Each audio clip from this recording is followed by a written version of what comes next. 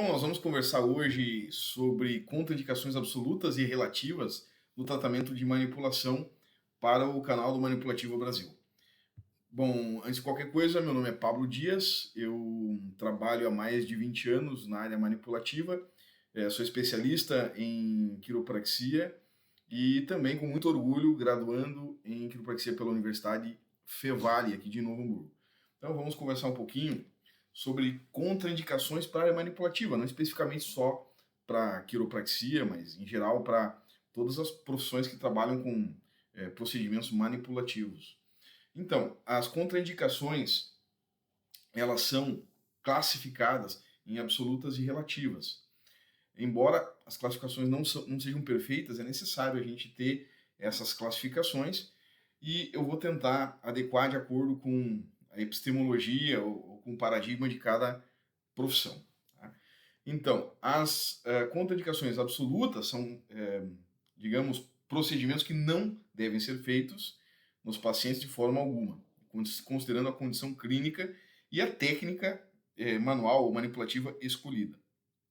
As relativas, então, elas vão considerar algumas questões em termos de avaliação do paciente naquela condição, se naquele momento o paciente com aquela condição pode fazer determinada técnica ou não. E também eles vão relacionar, digamos, pequenas modificações na aplicação da técnica para que ela possa, então, ser ou não administrada ao paciente. Então é relativo porque depende de algumas situações. Né? Existe uma flexibilidade ou não na aplicação dessa técnica, desse procedimento, de acordo com a condição e o procedimento, e o tipo de procedimento, ou, digamos, algumas características que possa variar ali na aplicação ou na localização do procedimento. Então, primeiramente, né, quem manipula, conforme a OMS? A OMS fala muito claramente, né, eu não vou entrar em questões ali de a situação no Brasil, como está, então que ainda carece de regulamentação, mas eu vou falar ali o que a OMS diz, né, que são 3 profissões: o médico, o osteopata, né, o quiropraxista e o fisioterapeuta. Né? Na realidade, seriam 4 aqui, né? São o médico é uma profissão, o osteopata é outra, conforme a OMS, o quiropraxista é outra profissão e o fisioterapeuta também outra profissão. No entanto, nos Estados Unidos, onde surgiu a osteopatia, o osteopata é médico, então é uma especialidade do médico, na medicina, né, a osteopatia. Então, é importante fazer essa comparação, porque quando eu falo em contraindicações absolutas, relativas, bandeiras vermelha, laranja, amarela, azul, preta, quando eu falo dessas questões ali de classificação dos riscos, né, na abordagem manipulativa, eu tenho que considerar também algumas diferenças entre algumas profissões. Então, muitas situações que são bandeiras vermelhas e que são também contraindicações absolutas para o acompanhamento do profissional. Por exemplo, na quiropraxia, o médico vai ter uma abordagem diferente. Né? Da mesma forma, o fisioterapeuta. Por exemplo, o médico e o fisioterapeuta, existe uma abordagem mais tardia, né? Digamos, no processo clínico e terapêutico. Vamos supor, se um paciente tem câncer no osso, um quiropraxista não vai mais atender esse paciente.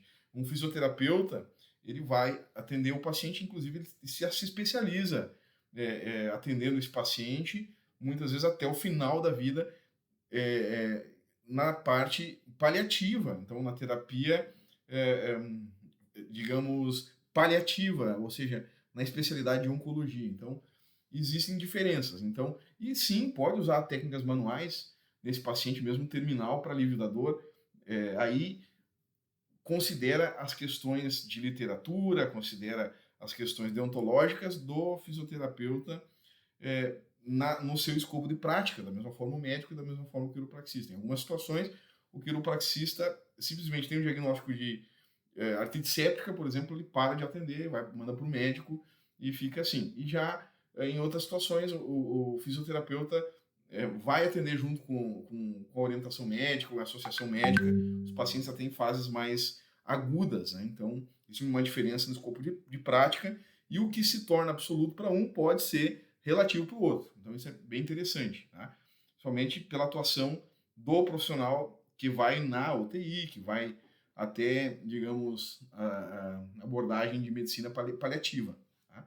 Então, outra questão importante, né, os guidelines são distintos, né, na quiropraxia, né, muita gente fala sobre evidência em quiropraxia, tem muita evidência em quiropraxia, inclusive no Canadá existe, digamos, um esforço para a prática baseada em evidência em quiropraxia, um destaque, digamos assim, e temos aqui o André Brusieres, do Canadá, que eu acho que é McGill, a universidade que ele atua, que ele desenvolve vários, desde sempre, eu acho que ele desenvolveu vários trabalhos científicos e também guidelines considerando a classificação de técnicas, de procedimentos, né, com contraindicação absoluta ou relativa, e o sistema que a quiropraxia mais considera um sistema de contraindicações com duas bandeiras vermelhas. Então isso é interessante, né? Enquanto a fisioterapia trabalha com uma bandeira vermelha, é uma contraindicação absoluta, na quiropraxia, em geral, são duas bandeiras vermelhas, um sistema diferente. E, claro, que em algumas situações, quando é uma bandeira vermelha só, que é uma situação mais grave, conforme a avaliação do profissional, ele vai considerar também uma contraindicação absoluta. Então, existem vários, digamos, guidelines e dentre as profissões que trabalham com terapia manipulativa, e eles têm algumas distinções na classificação e também na prática, na aplicação dessa intervenção clínica sobre situações de contraindicação absoluta ou relativa. Tá? Mas vai variar muito conforme a profissão. Uma das situações que devemos falar, a situação da neoplasia, né?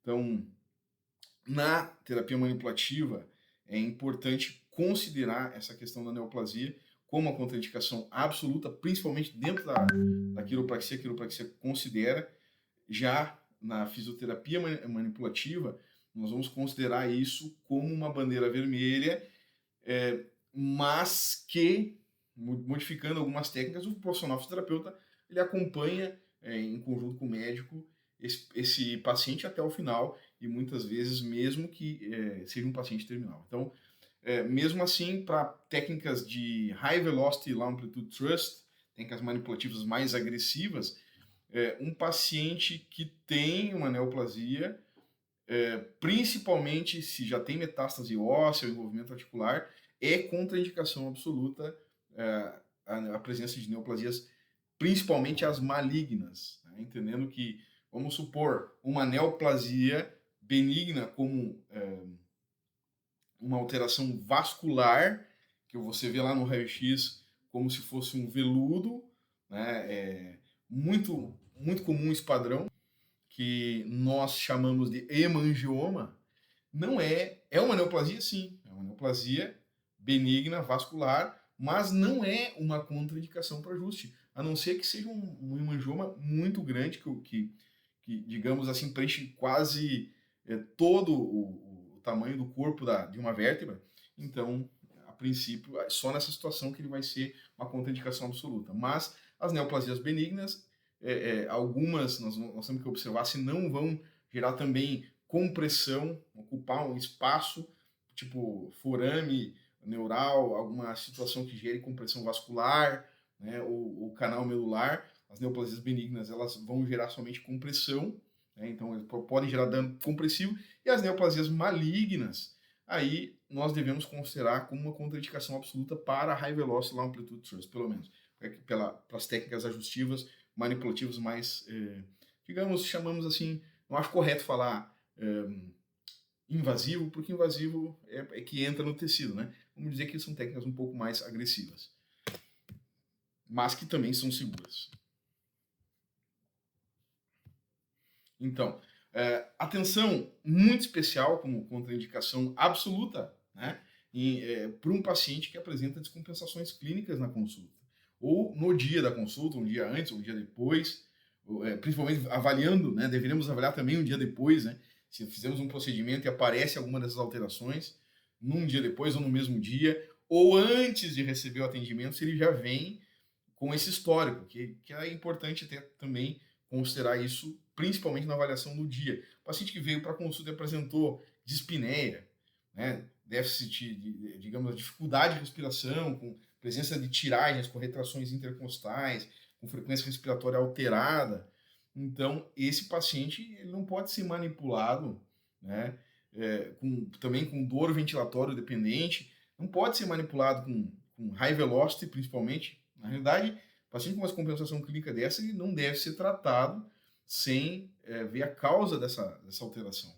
Então, a gente tem que fazer diagnóstico, tem que cuidar muito para não fazer uma intervenção um paciente compensado com dispneia, paciente que está com presença de tiragens, com sinais de sofrimento respiratório, né, a presença de hiperatividade da musculatura acessória. Então, o paciente que não pode ser atendido com terapia manipulativa, porque ele pode ter outra doença de base, que pode ser contraindicada para o atendimento. Então, a gente tem que fazer o diagnóstico. Não deve, então, fazer nenhuma manipulação desse paciente. Também espasmos, alterações do movimento, reações motoras involuntárias, que principalmente que o paciente não tinha, que teve ali na consulta agora, está começando até agora. Então, esse paciente não pode ser manipulado. Convulsões, né? Então, o paciente tem ausências, tem convulsões, ou teve convulsões no dia anterior, né? E está ainda esquisito, nada de manipular. O paciente está com febre, alterações sinais, de forma súbita. Uma hora por outra, taquiarritmia, né? Alterações não só de frequência cardíaca, mas também frequência respiratória, a presença de tontura, né? Dor de cabeça, principalmente inexplicável, súbita, muito intensa, presença de desmaios, de síncopes, um dia antes da consulta, ou no dia da consulta, um pouco mais cedo, problemas vasomotores, né? Alterações do sistema nervoso simpático, parasimpático, alterações oculomotoras, então movimentos oculares, né? Também constricção ocular, né? Movimentos translacionais, né? Midríase e miose, também não devemos desenvolver nenhum procedimento manipulativo, porque tem outra doença de base que não é a manipulação que vai resolver. E também temos que ver reações comportamentais inexplicáveis, como fobias, histerias. Então, são situações que nós não devemos fazer manipulações de forma alguma na consulta, tendo esse histórico um dia antes. E também observar se não vai ter essas manifestações um dia depois, né? Depois da manipulação, que pode ser uma coisa séria também. Tá? Então, aqui tem uma tabelinha, né, que vai falar de várias situações conforme o sistema. Então, eu tenho aqui, por exemplo, questão vascular circulatória. Alterações vasculares. Eu tenho que observar se o paciente não tem, por exemplo, uma colagenose, uma alteração que envolva, por exemplo, integridade inata já dos vasos. O paciente não tem BC, não tem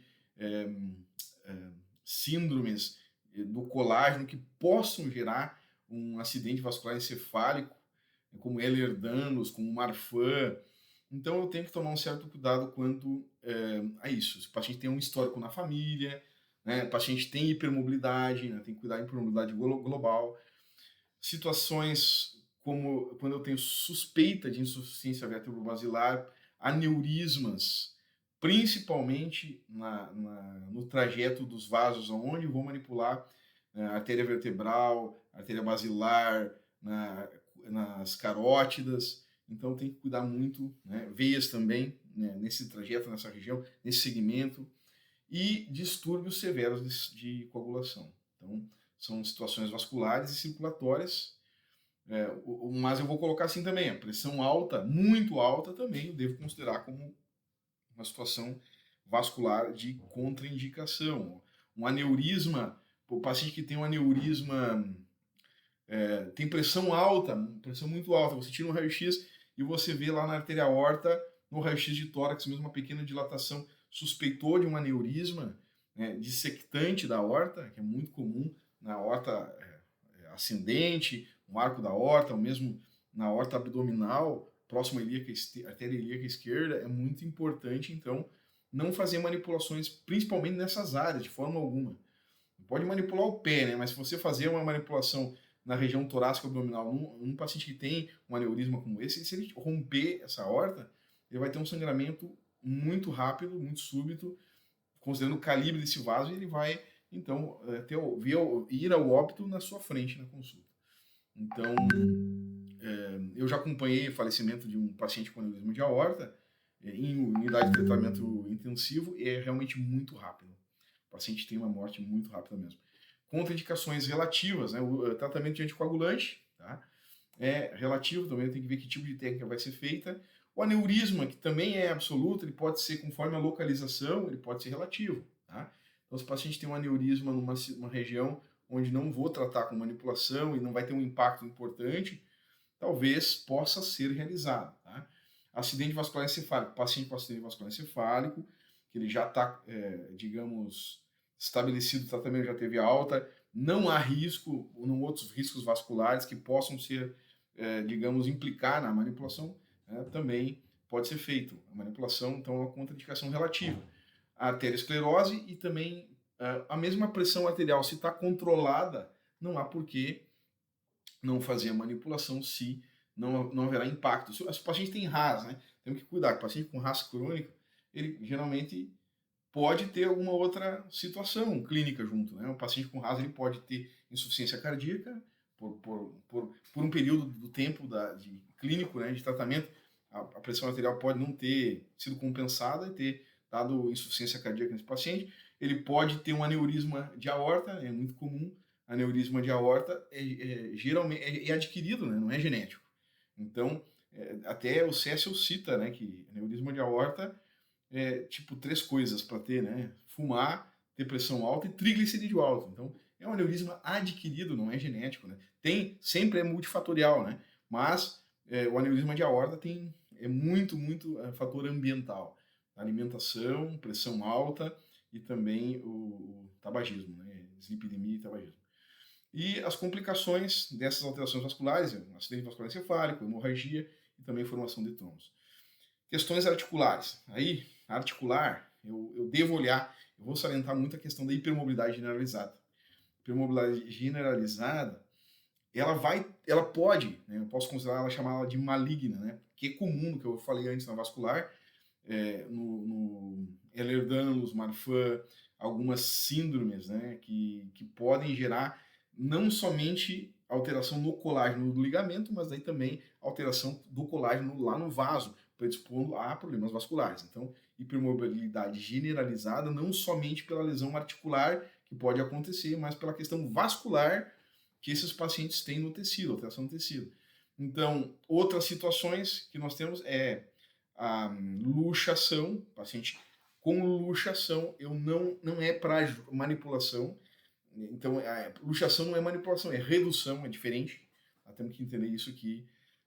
Nós só vamos fazer uma redução de uma luxação em situações de urgência, senão é dentro do hospital que se faz uma redução.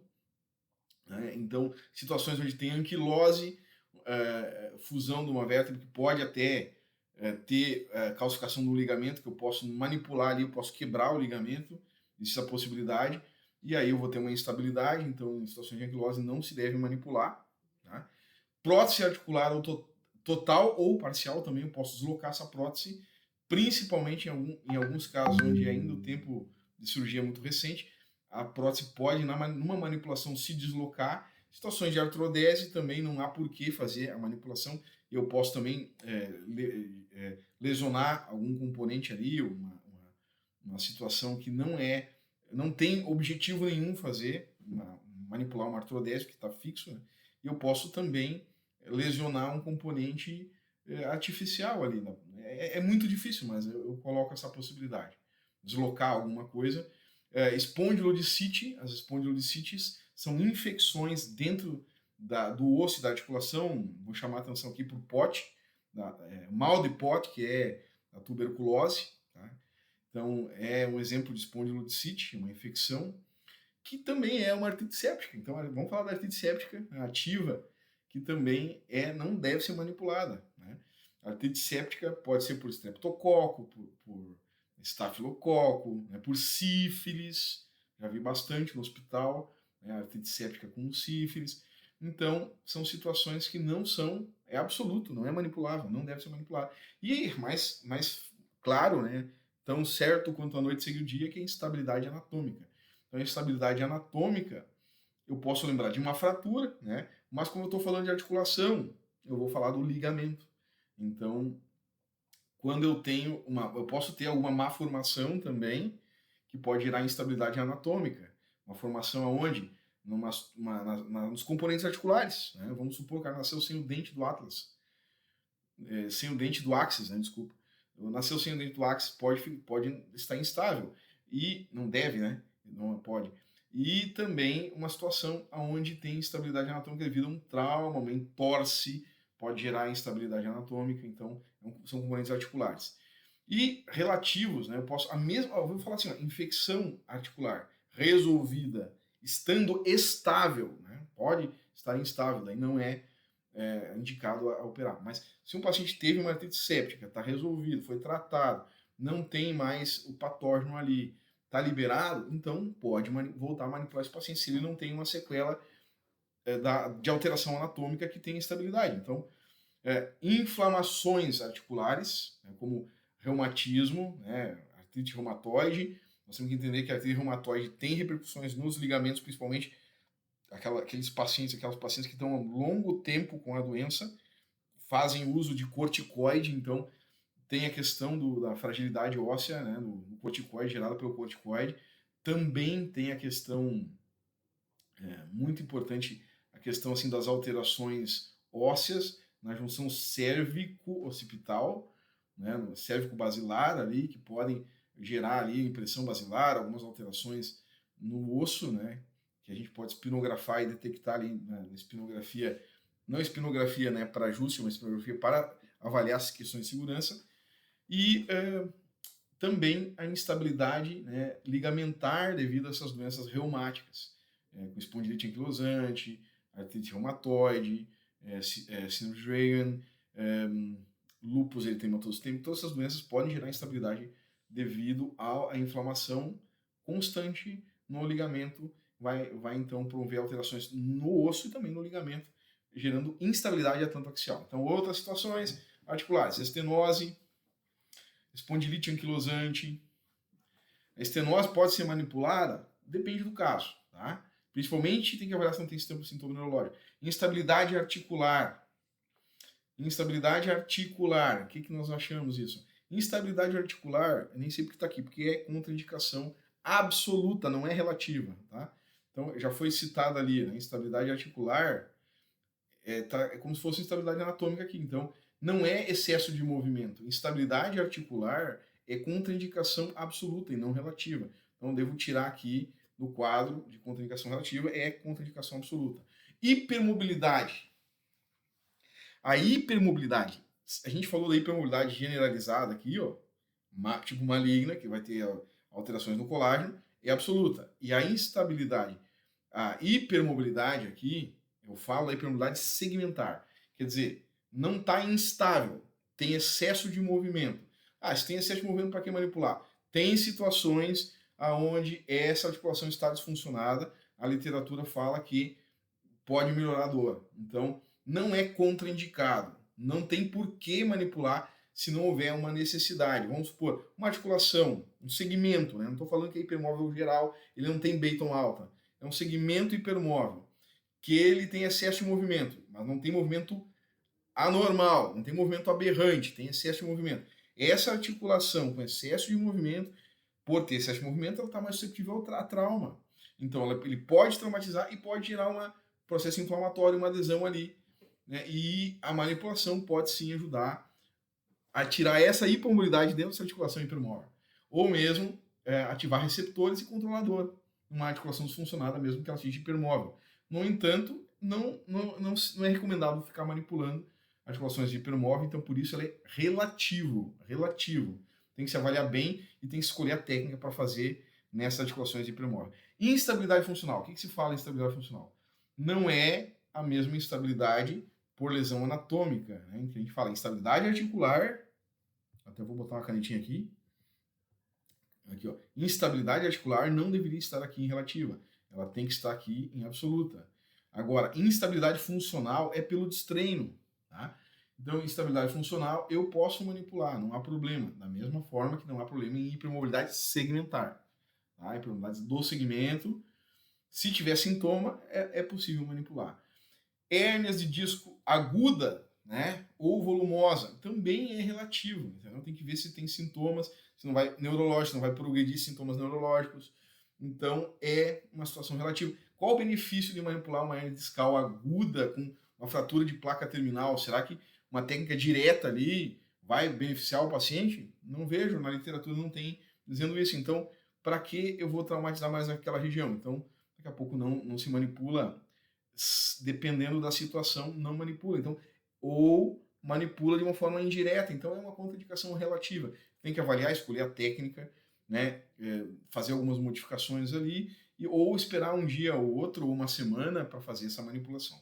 Tá bom?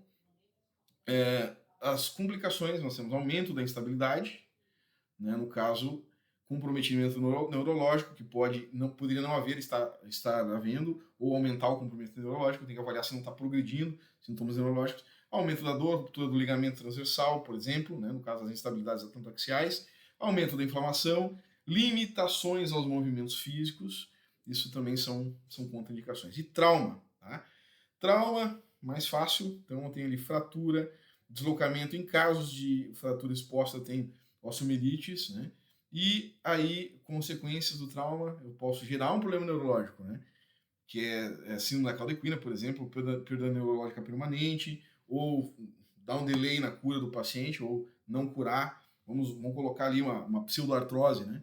Pseudoartrose é uma fratura que não consolidou, então pode acontecer. Eu vou dizer uma coisa para ti. Em paciente com fratura, tem que cuidar mesmo, não só no high velocity, mas quando a gente mobiliza a fáscia desses pacientes, às vezes tem placas. Eu já tive vários pacientes com placa diafisária quebrada no fêmur. Vários. Que com apoio precoce, outros que não estavam com apoio precoce e que a placa era ruim e a placa quebrou. Então, isso não é incomum. Então, nós temos que considerar isso e considerar a questão do atraso na calcificação também, ou na formação de pseudartrose, né? Que é aquela fratura que criou cartilagem no traço de fratura. Então, já que nós falamos da parte articular, temos que falar ali aqui um cotovelo normal, né? Vamos falar aqui do que é luxação, aqui uma fratura com luxação, isso aqui está instável, isso aqui está instável também, né? Então, isso aqui tudo é não manipulável, então é contraindicação absoluta. Da mesma forma que uma subluxação também é contraindicação absoluta. Peraí, mas os quiropraxistas não ajustam subluxações? Não, é outro tipo de subluxação, certo? Subluxação para o quiropraxista, desde 1906, não é vértebra fora do lugar, é uma restrição de movimento, é uma disfunção, tá? Então não é que ela está fora do lugar, uma subluxação quiroprática, né?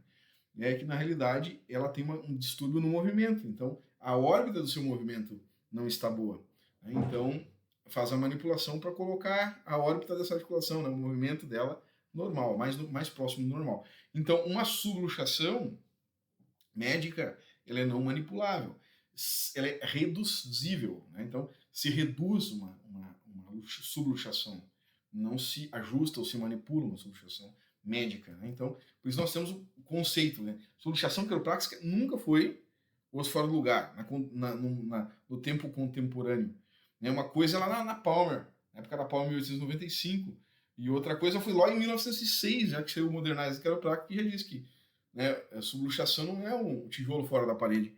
Então, subluxação quiroprática M99.1 é um complexo de alterações neurofisiológicas. Isso significa que não é uma articulação fora do lugar. Então, M99.1 não é uma articulação fora do lugar, certo? Não é uma articulação fora do lugar, tá? É uma disfunção articular, tá? Que vai ter aí várias teorias para isso, modelos, né, para isso. E a subluxação médica, como exemplo de M24.3, é deslocamento ou total ou parcial, né? Deslocamento parcial de uma articulação, e isso envolve dano anatômico, né? Tem que ter uma fratura, tem que ter uma lesão ligamentar, né? Tem que ter uma condição ali patológica que vai gerar uma alteração anatômica para que haja a subluxação. É diferente da subluxação da quiropraxia. Tá? E outro quadro que nós temos aqui, falando sobre os ossos, aí nós temos várias situações que são absolutamente contraindicadas. Por exemplo, um tumor ósseo contraindicado, não tem como fazer manipulação. Infecções ósseas, tá? tá? Então, nós temos ali osteomielite, né? A tuberculose óssea também, que é o mal de Pote, fratura do odontoide, por exemplo, né? Má formação na cervical, por exemplo, cervical alta ou junção cérvico-basilar, né? Como Arnold Chiari, também temos ali impressão basilar, né? Outras alterações ósseas, dispositivos de fixação e estabilização interna, osteoporose, por exemplo, e osteopetrose. É contraindicado na osteoporose, por exemplo, fazer uma manipulação naquele segmento que você sabe que tem intensa fragilidade óssea. E a osteopetrose, né, aí tem osteite deformante, Paget, síndrome do homem de vidro, né? Tem várias condições ali que tem fragilidade do tecido ósseo, então não pode manipular. Então, contraindicações relativas. Então, osteomielite. Osteomielite não pode, claro que não. Mas se o paciente já está resolvido, já deu alta. Eu já tive pacientes que ficaram 15 anos com osteomielite. 15 anos. Tipo, achou que estava curado, fazia fisioterapia, fazia vários tipos de tratamento, achou que estava curado, os médicos deram alta e, quando vê, abria a ferida de novo na perna, voltou a osteomielite. Não é que voltou, nunca curou, né? Então, são patógenos resistentes, né? Às vezes em ambiente hospitalar, adquiriram uma fratura exposta e, em alguns casos, os pacientes eles podem ser atendidos com técnicas manuais, talvez não high velocity, mas pode ser uma contraindicação absoluta ou relativa. Então, se está ativo, é uma contraindicação absoluta. Mas se o paciente está numa fase já de alta e ainda tem alguma manifestação do patógeno, pode ser utilizado algumas técnicas de liberação, técnicas de mobilização. É feito já, às vezes, dentro do hospital, na fisioterapia. Então, não é que não pode, não é que é absoluto, depende da escolha da técnica, mas também depende do momento da patologia. Tá? Osteomalácia, osteoporose localizada também. Se eu tenho ali uma osteoporose, atrofia de Sudeck, né? Por exemplo, eu tenho uma osteoporose localizada, tem muita fragilidade, o paciente fraturou um osso, né? E ficou imobilizado por muito tempo, e tem osteoporose só ali, localizada. Então também eu tenho que avaliar se eu manipulo ou não. Pode haver uma fratura devido a uma osteoporose localizada. Nesses casos, atrofia de Sudeck e também imobilização prolongada. Osteopenia, né? Aí também é relativo, e também a questão da osteonecrose. Tá? A osteonecrose é uma insuficiência do tecido ósseo devido a, digamos, uma alteração na nutrição do tecido ósseo. Tá? Então, também, na fase mais aguda ali, é contraindicado. Se ficou instável devido a perda de tecido, ficou instável, vai ser contraindicado, sempre. Mas se não ficou instável, algumas técnicas podem ser elencadas na área manipulativa.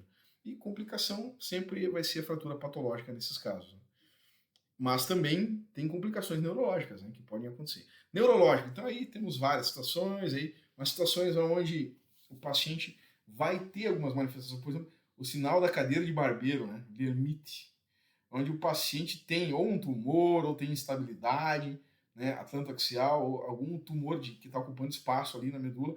Então, quando ele exercita a flexão, quando a gente estimula a flexão da cabeça, do pescoço, ele tem um choque na medula, né?